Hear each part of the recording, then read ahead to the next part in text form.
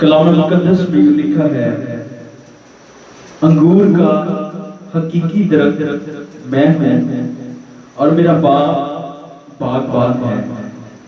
جو ڈالی مجھ میں ہے اور پھل نہیں لاتی اسے وہ کاٹ ڈالتا ہے اور جو پھل لاتی ہے اسے چھانٹتا ہے تاکہ زیادہ پھل لائے. اب تم اس کلام کے سبب سے جو میں نے تم سے کیا پاک ہو. تم مجھ میں قائم رہو اور میں تم میں. جس طرح ڈالی اگر انگور کے درخت میں قائم نہ رہے تو اپنے آپ سے پھل نہیں لا سکتی، اسی طرح تم بھی اگر مجھ میں قائم نہ رہو تو پھل نہیں لا سکتے. پاک کلام کے پڑھے اور سنے جانے پر خدا کی برکت ہو. آمین. جب میں اس کلام کو ان آیات کو دیکھ رہا تھا کہ خداوند یسوع مسیح نے کہا کہ انگور کا حقیقی درخت میں ہوں، یہ جب ہم پیدائش میں جاتے ہیں تو ہم دیکھتے ہیں وہاں پر نیکی اور بدی کی پہچان کا درخت وہاں پر موجود ہے. نیکی اور پہچان کی درخت کا جو وہ درخت وہاں پر موجود تھا، اور اس کے ساتھ ایک اور درخت موجود تھا جس کے بارے میں یہ نہیں کہا گیا کہ وہ کون سا درخت تھا. نہ اس کے پھل کا کہا گیا اور نہ اس کی درخت کی افادیت بیان کی گئی. خداوند یسوع مسیح نے اس بات کو واضح کر کے کہ انگور کا حقیقی درخت میں ہوں. تو میں سمجھتا ہوں کہ انگور کا درخت بھی عدن میں موجود ہے. ہاللیلویا. انگور کا جو درخت ہے یہ زندگی کو پیش کرتا ہے، یہ تازگی کو پیش کرتا ہے، یہ اطمینان کو پیش کرتا ہے، یہ تسلی کو پیش کرتا ہے. یہ فیصلہ سازی کرنے میں اس کا جو پھل ہے وہ بادشاہوں کے اطمینان کا ذریعہ ہے. وہ بادشاہوں کو تسکین دیتا ہے، بادشاہوں کو راحت دیتا ہے. اور جب وہ اس شیرہ کو لے لیتے ہیں تو پھر وہ زندگی میں بڑے بڑے فیصلہ کرنے کے قابل بن جاتے ہیں، کیونکہ اس میں کیا آ جاتا ہے؟ ہمبلنگ آ جاتی ہے، حلیم بن جاتے ہیں. جیسے روح کے پھلوں میں آج دیکھیں گے حلیم کب بنتا ہے؟ جب اپنی عقل کو سرنڈر کر دیتا ہے، جب وہ کہتا ہے کہ میں کچھ نہیں ہوں، میرا خداوند جو مجھے حکمت دے گا میں اس حکمت کو استعمال کروں گا اور دشمن کی ساری تاثیر اور طاقت پر غالب آ جاؤں گا. یہ جو پھل ہے، انگور کا جو پھل ہے، یہ انسان کو ہمبل بناتا ہے، انسان کی زندگی میں اطمینان کو بھرتا ہے اور انسان کی زندگی میں فیصلہ سازی میں اس کی مدد کرتا ہے. اور ہم دیکھتے ہیں کہ خداوند یسوع مسیح نے کیوں انگور کے درخت ہی کو اپنے لیے، اپنی ذات کو پیش کرنے کے لیے، اپنی ذات کو پریزنٹ کرنے کے لیے انگور کے درخت کا ہی انتخاب کیوں کیا. انگور کے درخت کی جو افادیت ہے، یہ درخت جو ہے یہ کیا ہے؟ بیل نما درخت ہے. کس نما درخت ہے یہ؟ بیل نما. اور بیل جو ہے وہ ہمیشہ چپکتی ہے. کیا ہوتی ہے بیل؟ درخت جو ہوتا ہے اس کا تنا سیدھا ہوتا ہے اور ہر چیز جو ہے وہ خود اس کے ساتھ آ کر لپٹے گی. اس میں ایک راز ہے جو بھی ہم اس کو دیکھیں گے. جو اگر ایک بڑا تناور درخت ہے اور اگر میں چاہوں کہ یہ میرے پاس آئے تو وہ میرے پاس آئے گا نہیں. میں اس کے پاس جاؤں گا اور میں اس سے چپکنے کی کوشش کروں گا، میں اس سے لپٹنے کی کوشش کروں گا، مگر وہ مجھے قبول کرے یہ نہ یا نہ کرے یہ اس کی مرضی پر ڈیپینڈ کرتا ہے، یہ اس کی مرضی پر ڈیپینڈ کرتا ہے. مگر خداوند یسوع مسیح نے جو اس درخت کا انتخاب کیا وہ درخت ہے بیل نما. اور بیل کے پاس کوئی نہ بھی آئے نا تو بیل خود اس کے پاس چلی جاتی ہے. بیل پھیلتی ہے، بیل ہر چیز کو اپنے قابو میں کرنے کی کوشش کرتی ہے. تو یہ جو بیل ہے کیسا خوبصورت درخت ہے. ایک تو اس درخت کی جو نیچے سے جب اس کے تنا نکلتے ہیں نا تو یہ 3 سے 4 حصوں میں ڈیوائڈ ہو جاتے ہیں، تقسیم ہو جاتے ہیں. ٹھیک ہے. پھر یہ درخت جو ہے یہ چپکتا ہے. اس کی افادیت یہ ہے کہ اس کی جو شاخیں ہیں وہ چپکتی ہیں, دوسرے کو پکڑنے کی کوشش کرتی ہیں.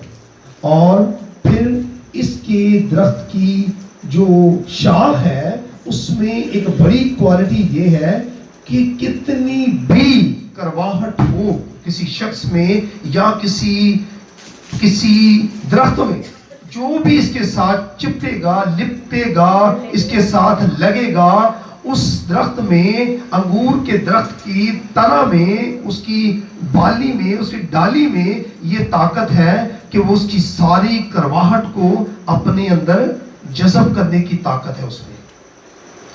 کیوں کہ انگور جو ہے, اس کی جو ڈالی ہے اس کے اندر, وہ اسے کہتے ہیں پنجابی کسمیلا, اس کا جو ٹیسٹ ہے وہ کسویلا ہے, ہاں, لیکن جو اس کا پھل ہے وہ میٹھا ہے. ہاللیلویا.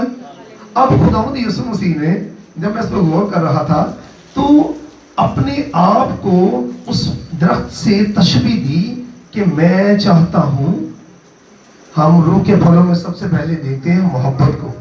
تو خداوند یسوع مسیح نے یہ چاہا کہ اب یہ تو ہو نہیں سکتا کہ یہ میرے پاس آئے اور مجھے کچھ فائدہ دے. انسان جو گناہگار ہے, انسان جو کمزور ہے, یہ زوراور کو فائدہ دے سکتا ہے؟ اگر کوئی شخص کمزور ہو تو وہ زوراور کو تو فائدہ نہیں دے سکتا. اگر وہ گناہگار ہو تو وہ نیکی والے کو فائدہ نہیں دے سکتا. اب خدا نے یہ پروگرام بنایا, خداوند یسوع مسیح نے یہ پروگرام بنایا کہ کیا ہے, اب میں ان کی طرف اپنے آپ کو بڑھاتا ہوں, میں اپنے آپ کو پھیلاتا ہوں, میں اسے پکڑوں گا. یہ مجھے پکڑ نہیں سکتا, یہ مجھے میرے پاس نہیں آ سکتا, مگر میں اس کے پاس آ سکتا ہوں. جیسے یوحنا میں ہم دیکھتے ہیں, لکھا ہے خدا نے دنیا سے ایسی محبت رکھی کہ اس نے اپنا اکلوتا بیٹا بخش دیا, اپنا اکلوتا بیٹا بخش دیا, تاکہ جو کوئی اس پر ایمان لائے ہلاک نہ ہو بلکہ ہمیشہ کی زندگی کو پائے. ہاللیلویا. تو جب بیٹے کو قبول کرنا ہے, بیٹا جب اپنی باہوں کو پھیلاتا ہے, بیٹا جب اپنی شاخوں کو پھیلاتا ہے, اور بیٹا جب اپنا سایہ آپ پر ڈالتا ہے, تو آپ میں قبول کرنے کی طاقت ہونی چاہیے.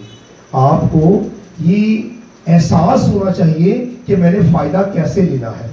یہ کون ہے جو میری طرف اپنے ہاتھ کو بڑھاتا ہے؟ یہ کون ہے جو مجھے فائدہ دیتا ہے؟ یہ کون ہے جو مجھے پکارتا ہے؟ یہ کون ہے جو مجھے بیٹا کہتا ہے, بیٹا میرے پاس آ, لوٹ آ, کہ میں تجھے وہ روح کی سب برکتیں دوں. ہم نے آج روح کے پھلوں میں دیکھا ہے خدا نے دنیا سے محبت رکھی ہے, اور خدا کی ذات میں, میں جب اس کو دیکھ رہا تھا تو خدا کی ذات میں کتنی چیزیں موجود ہیں. خدا سے کیا سی نکلی ہے؟ محبت. خدا سے کیا نکلی ہے؟ خوشی. خدا سے کیا نکلا ہے؟ اطمینان. خدا سے کیا نکلا ہے؟ تحمل. خدا سے کیا نکلا ہے؟ مہربانی. خدا سے کیا نکلا ہے؟ نیکی. لیکن دو چیزیں ہیں جو ہم میں سے نکلیں گی. ہاللیلویا. اب ہم میں سے کیا نکلے گا؟ ایمانداری. ایمان جو ہوتا ہے یہ مخلوق کی ذمہ داری ہوتی ہے کہ وہ اپنے ایمان کو پیش کرے. ایمانداری کون دکھائے گا؟ خدا تو ایمانداری نہیں دکھا سکتا. ایمان کا مطلب ہوتا ہے کہ بڑے سے لے کر چھوٹے میں آئے اور چھوٹا پھر اس کو پریزنٹ کرے, چھوٹا اس کو پیش کرے, چھوٹا اس جیسے کام کرنے کی کوشش کرے. یہ ہے ایمان. اور یہ جو ہے یہ آدم نے دکھانا ہے, یہ ہم نے دکھانا ہے. ایمانداری ہم نے دکھانی ہے, ہم نے اپنے باپ کو پریزنٹ کرنا ہے. ٹھیک ہے. اور حلیم, پرہیزگاری. جب ہم ایز اے مخلوق ہوں گے, ہم پر خدا اپنی برکات کو انڈیلے گا, تو پھر ہمیں ہمبل ہونے کی ضرورت ہے. ہمیں بھی یسوع مسیح کا پریزنٹ ہوتے ہوئے, خدا یسوع مسیح کو پیش کرتے ہوئے, ہم نے بھی جاؤ کے درخت کی طرح جس پر بہت سا پھل ہوتا ہے وہ جھکا ہوتا ہے. ہاں, یہ نہیں ہے درخت اسمان نہ تو بڑا, شگافا تو بڑا, اونچا ہوئے تو پھل ہوتے کوئی نہیں. ہم نے کیا ہے, یسوع مسیح نے خود کو بیل نما بنایا ہے تاکہ نیچے کی طرف اپنے لوگوں کی طرف میں جاؤں اور ان کو پکڑوں اور اپنی تاثیر ان کی زندگیوں میں بھروں, اور ان کی زندگیوں سے ساری گرواہٹ لے کر ان میں محبت کو بھر دوں. اور محبت کے پھل پھر جب آئیں گے تو اسی پہ پھر آئے گی خوشی. ان کی زندگی میں جب محبت آ جاتی ہے, اگر کوئی اپنے محبوب کا طالب ہوتا ہے، وہ محبوب اسے مل جاتا ہے، تو دنیا کی تاریخ اور الہیات بتاتی ہے کہ اس کی شادمانی کی انتہا نہیں ہوتی، وہ مسرور ہوتا ہے۔ داؤد بھی کہتا ہے کہ میں خداوند میں مسرور ہوں، میری روح خداوند میں مگن ہے۔ کیوں مگن ہے؟ کیونکہ وہ محبت کرتا ہے، اس سے محبت سیکھی ہے، خدا نے اس سے محبت کی ہے، اور خدا نے داؤد سے کہا کہ وہ میرے دل کے موافق مجھے مل گیا۔ اس کا مطلب ہے خدا چاہتا ہے یہ میرا محبوب بنے، میں اس سے پیار کروں اور یہ مجھ سے پیار کرے اور میرے کام کو آگے لے کے جائے۔ اس کی زندگی میں ہم نے دیکھا کیا آئی؟ خوشی آئی۔ جب خوشی ہوتی ہے تو پھر ہم کام کرتے ہیں اور کام میں ہم برکت پاتے ہیں، کام ہمارے اچھے ہوتے ہیں، ہم فتح پاتے ہیں، ہم غلبہ پاتے ہیں، تو ہماری زندگی میں پھر اطمینان آ جاتا ہے۔ اطمینان کہتے ہیں کسی چیز کو کرنے کے بعد جو حاصل ہوتا ہے اس کو دیکھ کر خوشی منانا، اس کو دیکھ کر خوشی منانا۔ مطلب اگر ایک داؤد ہے، وہ جنگ کے لیے جاتا ہے اگر، تو جنگ وہ جیت جاتا ہے، تو جنگ جیتنے کے بعد جو مال و غنیمت اس کے حصہ میں آئے گا کہ وہ خداوند کی شکر گزاری کرے گا، خداوند تیرا شکر ہو، تو نے مجھے غلبہ دلایا، اور ساتھ ساتھ یہ مجھے بھیڑ بکریاں اور یہ مال و غنیمت، نوکر چاکر اور یہ سب اجناس تو نے دشمنوں کی میرے قبضہ میں کر دی ہے۔ اور اس کی زندگی میں کیا نہیں آئے گا؟ اطمینان آئے گا کہ نہیں آئے گا؟ اس کی زندگی میں اطمینان آئے گا۔ اور اطمینان کے بعد جو محبت کی اگلی اقسام ہے وہ ہے تحمل۔ تحمل کب دکھانا پڑے گا؟ اگر وہ سب کچھ مال میرے پاس ہے اور مجھے اپنے لوگوں پر اس کو خرچ کرنا ہے، ڈیلیور کرنا ہے، دینا ہے، گیو کرنا ہے، تو پھر مجھے کیا کرنا پڑے گا؟ تحمل کرنا پڑے گا، برداشت کرنی پڑے گی۔ مجھے دیکھنا پڑے گا کہ میں کس اصول اور ضابطے سے ان چیزوں کو اپنے لوگوں تک سرو کرتا ہوں، بانٹتا ہوں، دیتا ہوں، تاکہ ان کو فائدہ پہنچے۔ یہ تحمل سے ممکن ہے۔ مطلب ایک ہی ہے، اگر سالگرہ پر اب آرام سے بیٹھیں گے، تحمل سے بیٹھیں گے، تو ہر کسی کے پاس اس کا پیس یا حصہ اس کے پاس پہنچے گا۔ اگر وہ سارے اس پر ٹوٹ پڑے تو پھر کیا ہوگا؟ وہ کیک ہی ضائع ہو جائے گا۔ کیوں؟ تحمل سے مینجمنٹ آتی ہے، اس میں ضابطہ اور قانون اور اخلاق اور یہ سب باتیں اس میں موجود ہوتی ہیں۔ تو محبت ہمیں اس کا بھی درس دیتی ہے کہ ہم نے اچھی مینجمنٹ کرنی ہے۔ پھر تحمل جب ہوگا تو جس کو آپ چیز دیں گے وہ آپ پر مہربانی اپنی ظاہر کرے گا، کہے گا یار مجھے انہوں نے میرے وقت پر مجھے کیا دیا ہے؟ حصہ دیا ہے، مجھ پر مہربانی کی ہے۔ خدا نے بھی اپنے بیٹے یسوع کے وسیلہ سے ہم پر مہربانی کی ہے۔ ہاں، ہمیں اس درخت میں، اس درخت کا پھل ہونے کا شرف ملا ہے۔ خدا یسوع مسیح نے کہا ہے کہ جو ڈالی مجھ میں قائم رہتی ہے بہت سا پھل لائے گی۔ ہاللیلویہ، بہت سا پھل لائے گی۔ اب اس کا شمار نہیں بتایا گیا کہ کتنا پھل لائے گی۔ ایک بڑا نام بنتا ہے، کیوں؟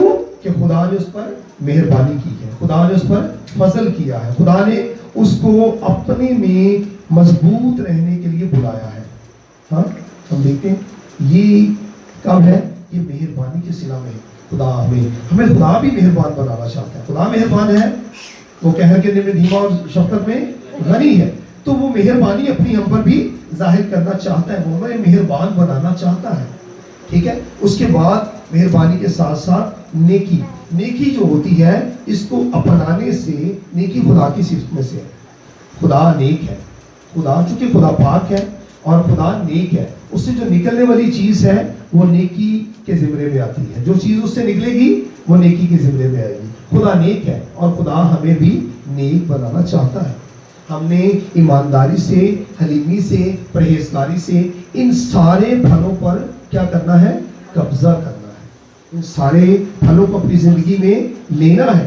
خدا یسوع مسیح نے کہا جہاں ہاں وہاں ہاں کرنی ہے تو نے، اور جہاں نہ وہاں نہ کرنی ہے۔ قسم نہیں کھانی، نہ آسمان کی کسی چیز کی، نہ زمین کی کسی چیز کی، نہ سمندر میں کوئی چیز ہو تو اس کی قسم کھانی، کسی کی بھی قسم نہیں کھانی، بلکہ ہاں کی جگہ ہاں اور نہ کی جگہ نہ۔ تو ہم دیکھتے ہیں خدا یسوع مسیح نے اس درخت کی افادیت کیا دیکھی ہم نے، کہ یہ بیل نما ہوتا ہے، یہ جھکتا ہے، یہ دوسروں پر اپنے سایہ کو کرتا ہے، اپنا پریزنس، اپنا مسا ہم پر انڈیلتا ہے، اور ہماری ساری کرواہٹ، ہماری ساری بدی کو اپنے میں جذب کرنے کی طاقت رکھتا ہے۔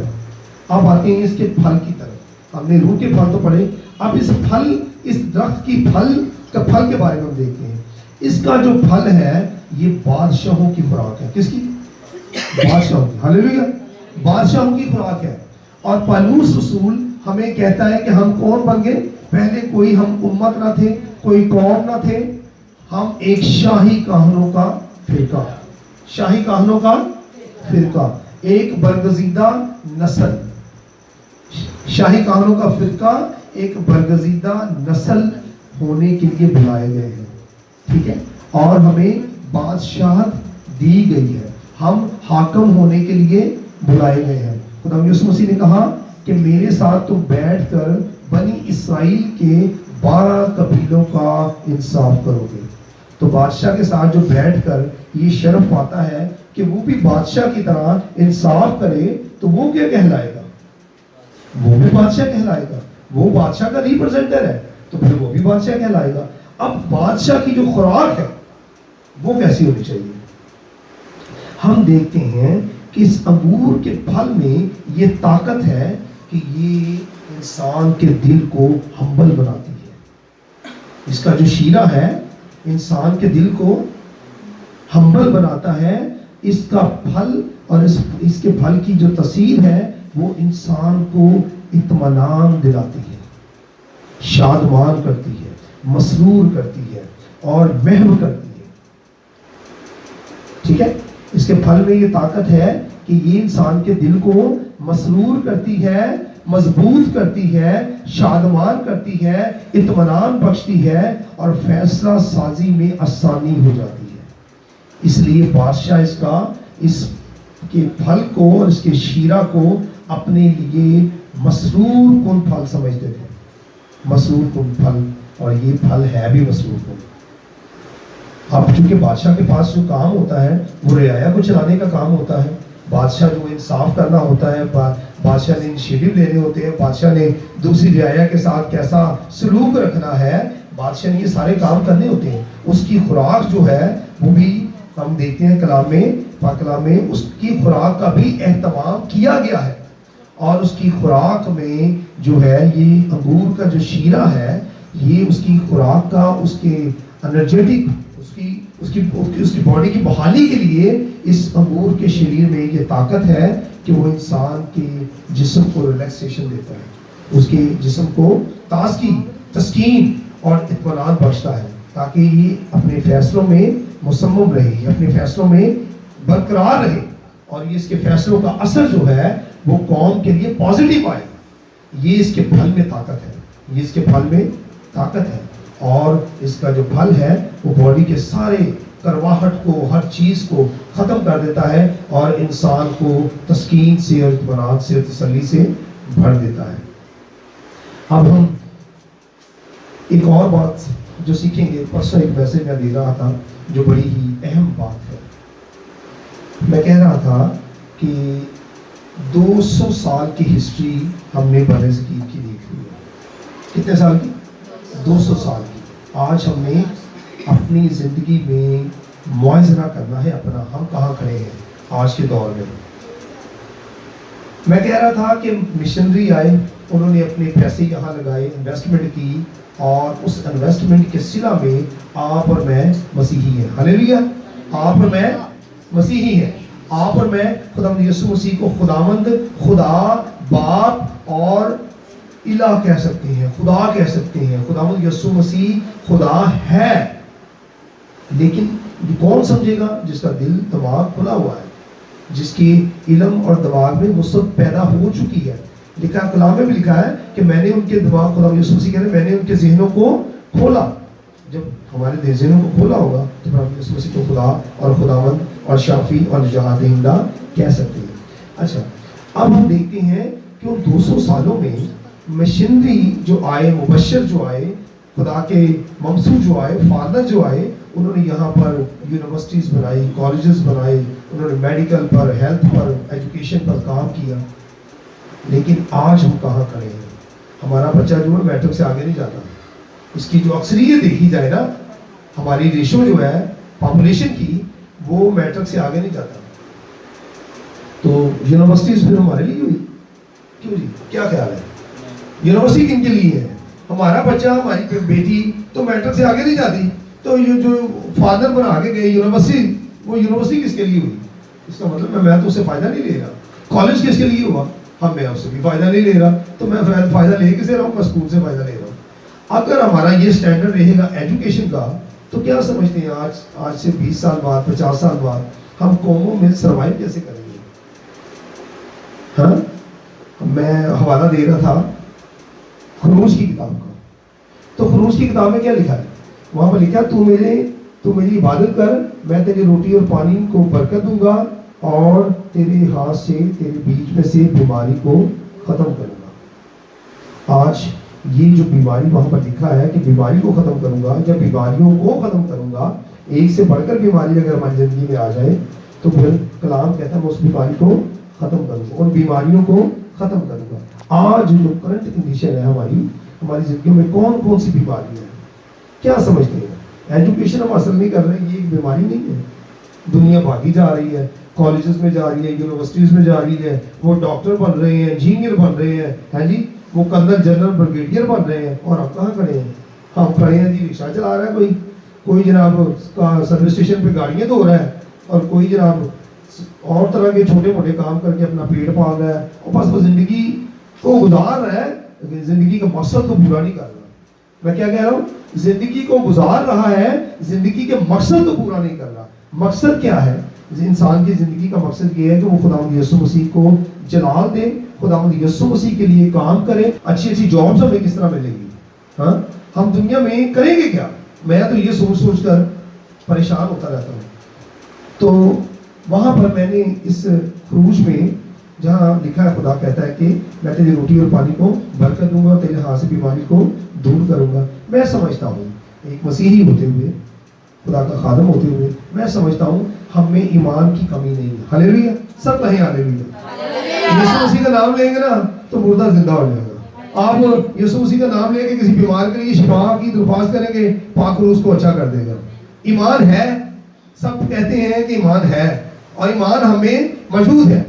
اچھا، ایمان ہے، برکت بھی کسی نہ کسی حد تک ہے. کیا ہم ایک چیز میرا خیال ہے ہمیں اس میں کمی ہے، وہ نہیں ہے. وہ کیا ہے؟ وہ اتحاد ہے. پاکستان کا جو آئین ہے نا، اس میں کیا ہے؟ ایمان، اتحاد اور تنظیم، یہ تین چیزیں اس میں موجود ہیں. ایمان، اتحاد اور تو ہمیں اگر اسپرچولی ہم کہلاتے ہیں خود میں، تو ہمیں ایمان ہے. ایمان، ہاللیلویا، سب کہیں ہاللیلویا. اچھا، ایمان ہے اور اتحاد بھی ہے، چاہے تھوڑا ہے. ایمان ہے، اتحاد تھوڑا ہے، اور تنظیم کہاں ہے؟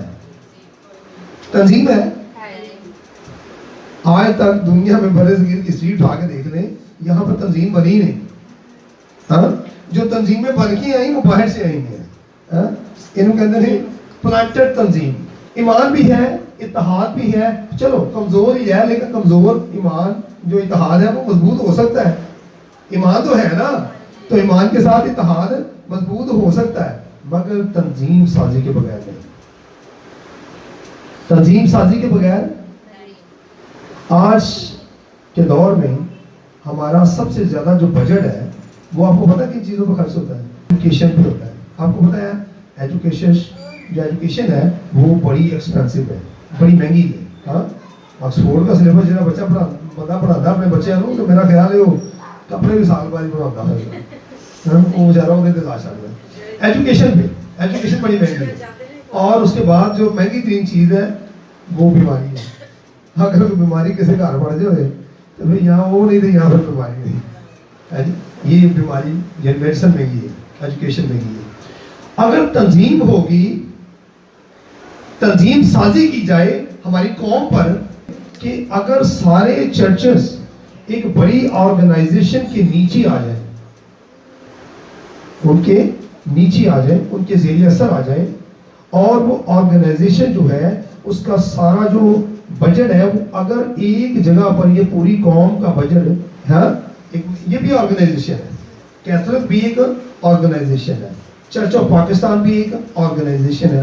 اچھا، اور سلویشن آرمی یہ بھی ایک آرگنائزیشن ہے. تو کیا وجہ ہے کہ پاکستان میں اگر ایک آرگنائزیشن بلڈ اپ کی جائے اور سارے چرچز ان کے نیچے آ جائیں, اس کے شیلٹر میں آ جائیں, اور سارا پیسہ ایک جگہ پر جمع ہو جائے, تو جس چرچ کو چاہیے اس چرچ کو ایز اے لون آپ دو, اور پھر اس سے نان پروفٹ کے بیس پر اس سے وہ پیسہ 10, 20, 30, 50 سال کا پروجیکٹ بنا کر آپ اس سے پیسہ واپس لے سکتے ہیں, اور وہ اپنے پاؤں پر کھڑا ہو جائے گا. کلیسیا اپنے پاؤں پر کھڑی ہو سکتی ہے اگر ان میں بیوائیں ہیں, ان میں یتیم ہیں, ان میں غریب ہیں, ان میں کمزور ہیں. تو آج کیا وجہ ہے ہم ایسی تنظیم کو آرگنائز نہیں کر سکتے؟ ایسی تنظیم پاکستان میں بن نہیں سکتی جو نان پروفٹ ہو اور وہ سارے چرچز کو اپنے شیلٹر کے نیچے آئے, لے کر آئے, اور ہر چرچ اپنی ریکوائرمنٹ پیش کرے کہ جی میرے چرچ میں 2 بیوائیں ہیں, اتنے بندے کمزور ہیں, اتنوں کے گھر نہیں ہیں, اتنوں کے بزنس نہیں ہے. تو کیا وہ جو بڑی آرگنائزیشن جو جس میں پورا پاکستان لیول پر اگر بات کریں تو پورا جو پیسہ ہے ایک جگہ پر جمع ہو تو کسی ایک چرچ کو دے دیا جائے, تو کیا وہ چرچ غریب رہے گا؟ کیا وہ بیوہ اس قابل نہیں ہوگی کہ اپنا گزارا بسر کر سکے؟ کیا وہ جو غریب ہے, کمزور ہے, اس کو اگر وہ پیسہ دے دیا جائے اصولی ضابطوں کو مد نظر رکھتے ہوئے, تو کیا وہ کمزور رہے گا؟ میرے عزیزو, آج ہمیں ایسی آرگنائزیشن کا ساتھ دینے کی ضرورت ہے, اور ہماری رویا ہے, ہمارا ویژن ہے کہ ہم ایسی آرگنائزیشن کو بلڈ اپ کرنے میں کامیاب ہو جائیں. ایک ڈیزینیشن ہوگا اور پھر آپ پر ذمہ داری بھی آئے گی. خالی ڈیزینیشن نہیں آپ کو ملے گا, آپ کو پھر ذمہ داری بھی دی جائے گی, اور اس ذمہ داری کو آپ نے مسیح یسوع کے جلال کے لیے ادا کرنا ہے. آج کے کلام میں ہم نے جو خاص بات سیکھی وہ یہ تھی کہ خداوند یسوع مسیح نے خود کو انگور کا حقیقی درخت کہا, اور انگور کے درخت کی جو ٹہنیاں ہوتی ہیں, جو اس کی شاخیں ہوتی ہیں, وہ پھیلتی ہیں نیچے کی طرف, اور اس سے ہم نے سیکھا کہ خدا ہم سے محبت کرتا ہے. وہ ہم اس پہ قائم رہیں گے تو بڑا سا پھل لائیں گے, محبت کے روح کے جس طرح 9 پھل ہے.